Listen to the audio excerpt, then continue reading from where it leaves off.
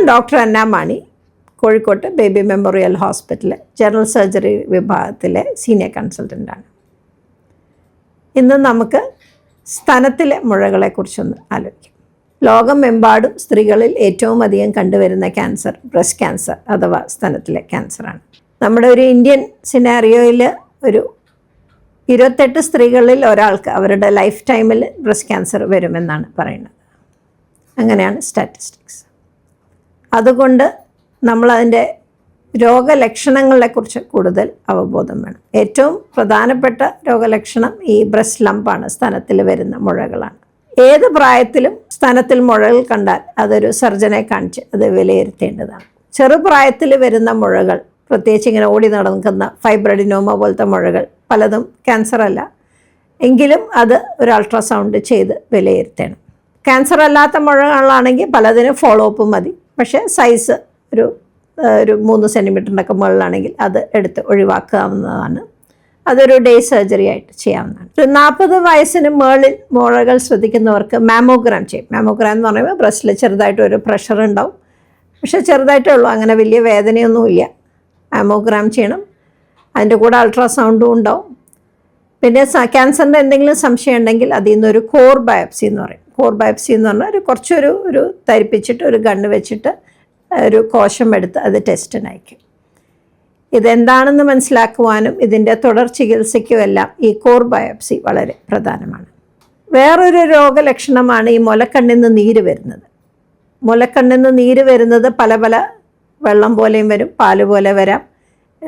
അതിലേറ്റവും നമുക്ക് ക്യാൻസർ കൂടുതൽ വറി ചെയ്യുന്നത് ബ്ലഡിൻ്റെ കളർ വരുമ്പോഴാണ്. അതുപോലെ ഒരു നിപ്പിളിൽ ഒരുപാട് ഓപ്പണിങ്സ് ഉണ്ട്. അതിൽ ഒരു ഒറ്റ ഓപ്പണിങ്ങിൽ കൂടെ നീര് വരികയാണെങ്കിൽ അത് നമ്മൾ കുറച്ചും കൂടെ ഗൗരവമായിട്ട് എടുക്കും. ചിലപ്പോൾ അങ്ങനെ നീര് വരുന്നതിന് നമ്മൾ ആ നീരെടുത്ത് പരിശോധിക്കുന്ന ടെസ്റ്റ് ഉണ്ട്, നിപ്പിൾ ഡിസ്ചാർജ് സൈറ്റോളജി എന്ന് പറയും. അല്ലെങ്കിൽ ആ ഒരു ഡക്റ്റ് മാത്രമായിട്ട് നമ്മൾ സർജറി ചെയ്തെടുക്കും, മൈക്രോഡോക്കെക്ടമി എന്ന് പറയും. എന്നിട്ട് അതിൽ ക്യാൻസറിൻ്റെ എന്തെങ്കിലും സംശയങ്ങളുണ്ടോ എന്ന് നോക്കും.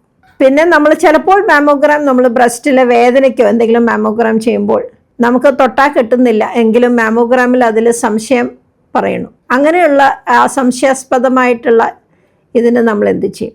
ഒന്ന് അൾട്രാസൗണ്ട് ഗൈഡഡ് കോർ ബയോപ്സി എന്ന് പറയും. അൾട്രാസൗണ്ട് ചെയ്തുകൊണ്ട് അതിൽ നിന്ന് കോർ ബയോപ്സി ചെയ്യും. അല്ലെങ്കിൽ ചെയ്യണത് ഒരു ഹുക്ക് വയർ ലോക്കലൈസ്ഡ് എക്സിഷൻ എന്ന് പറയും. അവർ അൾട്രാസൗണ്ട് ചെയ്ത് ഈ സംശയാസ്പദമായ ഭാഗത്തോട്ടൊരു വയറിട്ട് തരും. എന്നിട്ട് നമ്മൾ ആ വയറ് നമ്മൾ ഓപ്പറേറ്റ് ചെയ്തെടുത്ത് അത് പ്രശ്നമുള്ളതാണോ ഇല്ലയോ എന്ന് നോക്കും.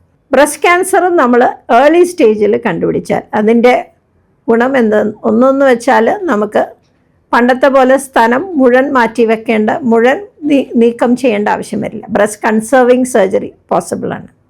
സ്തനം വെച്ചുകൊണ്ട് തന്നെ ഈ ചികിത്സ മുന്നോട്ട് പോകാം. രണ്ടും നമുക്ക് ഏർലി സ്റ്റേജിൽ കണ്ടുപിടിച്ചാൽ ഈ രോഗം മുഴുവൻ മാറ്റാൻ ക്യൂറിൻ്റെ ചാൻസ് വളരെ ഹൈ ആണ്. ലേറ്റ് സ്റ്റേജിൽ കണ്ടുപിടിച്ചാൽ അത് ശരീരത്തിൻ്റെ മറ്റ് ഭാഗങ്ങളോട്ട് വ്യാപിച്ചു കഴിഞ്ഞിട്ടാണ് നമ്മൾ കണ്ടുപിടിക്കുന്നതെങ്കിൽ നമുക്ക് ഇത് ചിലപ്പോൾ രോഗം മുഴുവൻ മാറ്റാൻ സാധിച്ചില്ല എന്ന് വരും. അപ്പോൾ നമ്മളെല്ലാവരും കൂടെ കോർത്തു പിടിച്ചാൽ സ്തനത്തിൻ്റെ ഏത് ചെറിയ രോഗലക്ഷണവും നമ്മളത് വന്ന് ശരിയായ വിലയിരുത്തൽ ചെയ്ത് നമ്മൾ ഏർലി സ്റ്റേജിൽ ഈ ബ്രസ്റ്റ് ക്യാൻസർ കണ്ടുപിടിച്ചാൽ അതിൽ നിന്ന് നമുക്ക് നമ്മുടെ സമൂഹത്തിനെ പൂർണ്ണമായിട്ട് വിടുതൽ ചെയ്യാൻ പറ്റും.